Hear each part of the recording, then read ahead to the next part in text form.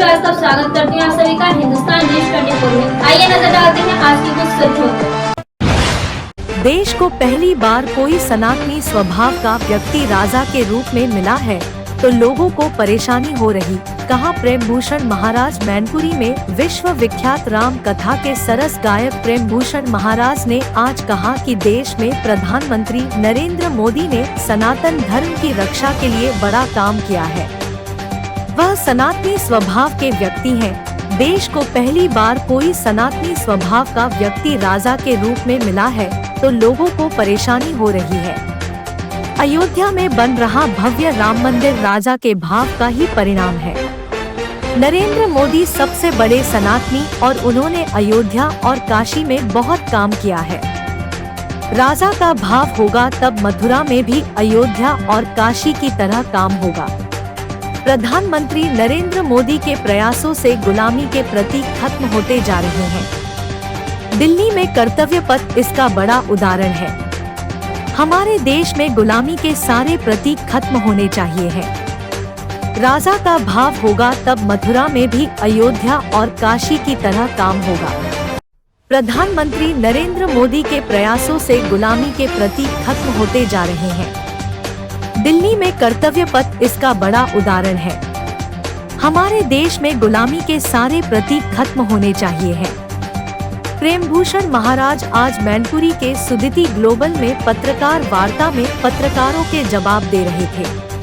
प्रेम भूषण महाराज ने नई स्कूलों और कॉलेजों में धार्मिक व नैतिक शिक्षा का पाठ्यक्रम लागू किए जाने के एक सवाल पर कहा कि भारत सरकार द्वारा जो नई शिक्षा व्यवस्था लागू की जा रही है उसमें यह पाठ्यक्रम भी लागू होगा और किताबों में वास्तविक देशभक्तों का ही जीवन परिचय होगा और तमाम ऐसे लोग जो देश के सनातन धर्म से खिलवाड़ करते रहे उनका पाठ किताबों से गायब होगा। नए शिक्षा पाठ्यक्रम की जो जानकारी उन्हें मिली है उससे यह कहा जा सकता है कि देश की भावी पीढ़ियों को चरित्र निर्माण के लिए देश के महापुरुषों के बारे में जानकारी मिलेगी। उत्तर प्रदेश में गायों की सुरक्षा पर किए गए सवाल पर उन्होंने कहा कि मुख्यमंत्री योगी आदित्यनाथ सबसे बड़े गौ रक्षक हैं। उनकी नंदिनी गाय लखनऊ में उनके साथ रहती है। गौ आश्रय केंद्रों में समुचित देखभाल न होने पर उनका कहना था कि सरकार के साथ साथ हम सभी की जिम्मेवारी गायों की देखभाल करने की है। अगर हम सभी एक एक गाय पाल ले तो गायों के गौ आश्रय केंद्र खोलने की जरूरत ही नहीं होगी। मैनपुरी तो ग्वालों की भूमि है कि योगी संत नहीं महंत है और उनकी पीठ उज्जैन के राज सत्ता से संबंधित रही है। योगी आदित्यनाथ और प्रधानमंत्री नरेंद्र मोदी के हाथों में देश सुरक्षित है और किसी को टेंशन लेने की जरूरत नहीं। नौनिहालों के भविष्य पर एक प्रश्न के जवाब में उन्होंने कहा कि मोबाइल का अधिक चलन युवा पीढ़ी के लिए नुकसानदेह है और उनकी भविष्यवाणी है कि राजा का भाव जागेगा और नौनिहालों के मोबाइल फोन के इस्तेमाल पर प्रतिबंध लगेगा। उन्होंने कहा कि समाजसेवी डॉ राममोहन के प्रयासों से मैनपुरी में रामकथा हो रही है। रामकथा लोगों को जीवन का अर्थ बताती है। राम के चरित्र से लोग जीवन जीने की कला सीख कर अपना लोक और परलोक सुधार सकते हैं। एक प्रश्न के उत्तर में उन्होंने कहा कि सड़क से 500 मीटर की दूरी पर ही कोई धार्मिक आयोजन होना चाहिए। न तो मस्जिद के बाहर सड़क पर नमाज की छूट न होनी चाहिए और न ही सड़क पर हनुमान चालीसा की मंदिर, मस्जिद, गुरुद्वारे व गिरजाघर के सभी धार्मिक आयोजन सड़क से 500 मीटर की दूरी पर हो। सरकार इसे कड़ाई से लागू करे।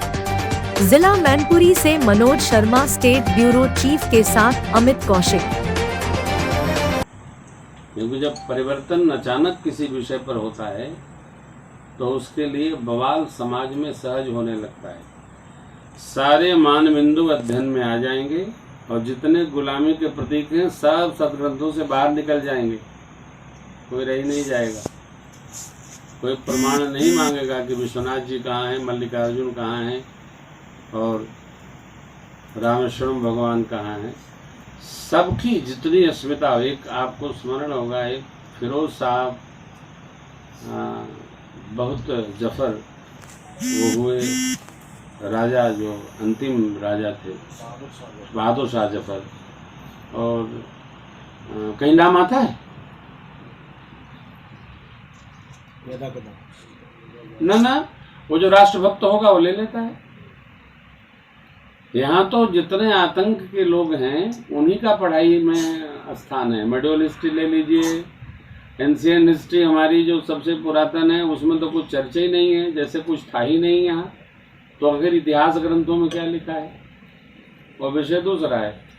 नैतिक शिक्षा का केंद्र हमारा विद्यालय नहीं, हमारा परिवार है। जिन परिवारों में आज भी संस्कारक्षम व्यवस्था है वहाँ से नैतिक शिक्षा निकलती है और यहाँ तक आती है। मनुष्य को लगता है कि हम संस्कारहीन हो जाएंगे तो हम विकसित मान लिए जाएंगे, ये मनुष्य के मन में बैठ गया है।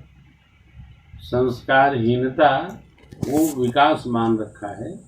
धीरे धीरे धीरे धीरे हम इस पर अवतरित होंगे और हमको अपने संस्कार में ही जीना पड़ेगा। कैसे जीना पड़ेगा इसकी चर्चा शाम को होगी। आपका जो प्रश्न है कि राजनीतिक, देखो भैया, जब कुछ नहीं होता है और अचानक कुछ होने लगता है तो लगता ही तो अधिक हो रहा है। मेरी बात समझ में आ रही है? आप बताइए, पिछले 10 वर्षों के पहले कोई राजनेता किसी भगवान के मंदिर दर्शन करने जाता था क्या? आप में से कई पत्रकार मुसलमान भाई भी होंगे। ईद की सेवई की तो रस्म होती थी घर पे, लेकिन होली में नहीं बनेगी। मुख्यमंत्री हो कि प्रधानमंत्री हो कि गृह मंत्री हो, सब करेंगे। क्या बोलते हैं, अवतार की पार्टी तो करेंगे, दीपावली नहीं मनाएंगे राष्ट्रपति भवन में।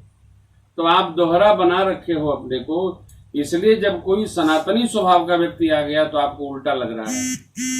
ये नहीं होना चाहिए।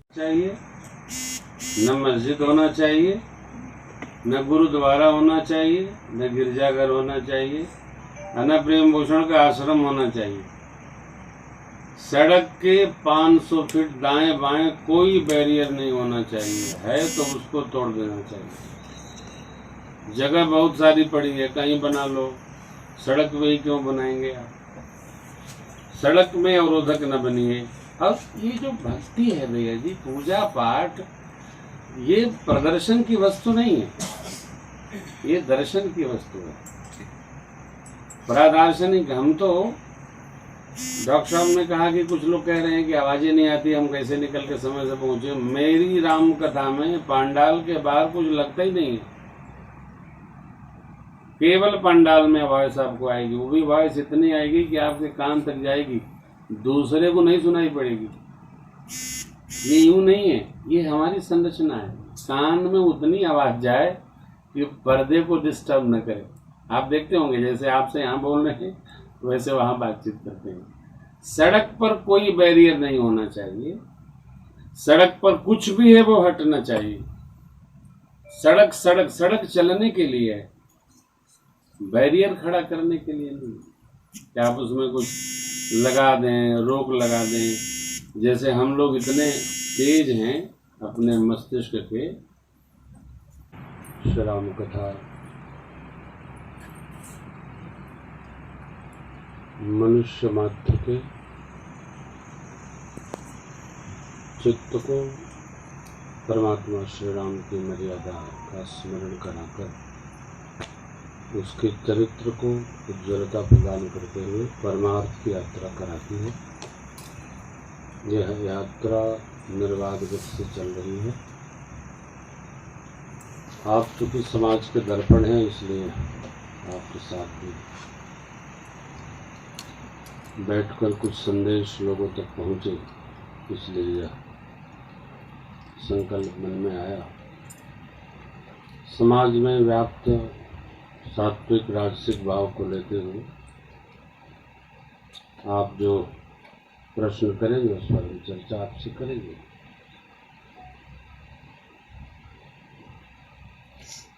तो 3 घंटे में आपके लिए आधे घंटे बोलता हूँ, उसके बाद श्रोताओं के लिए बोलता हूँ।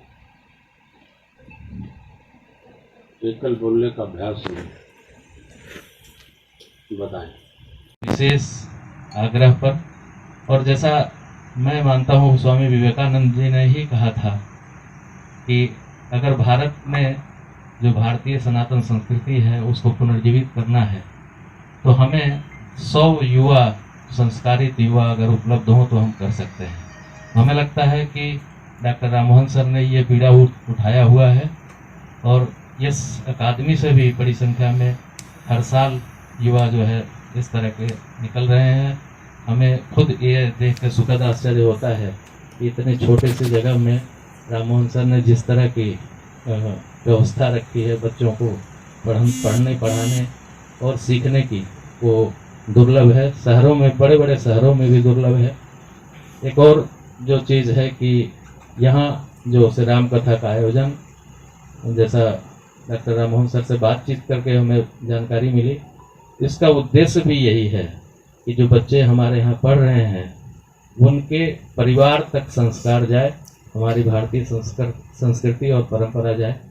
तो ये कुल मिलाकर ये संक्षेप में मैंने परिचय आपको दिया। आगे आप अपने परिचय के साथ प्रश्नोत्तर कार्यक्रम का शुरुआत करेंगे, फिर पूज्य महाराज श्री आपके प्रश्नों के उत्तर देंगे। सादर जय सिया राम।